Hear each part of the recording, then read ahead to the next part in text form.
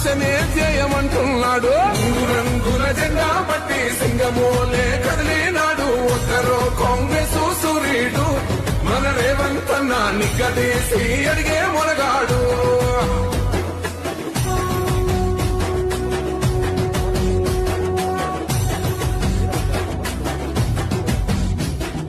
అహమంటూ లేని వాడు అందరినీ కలిపేటోడు.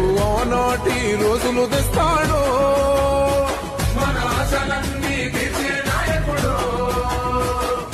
ఇందిరమ్మ రాజ్యం మళ్ళీ రేవంతు వల్లే సాధ్యం. మన వంతుగా గన్నకు తోడుందా మన ఉద్యమానికి సిద్ధం అయిపోతా.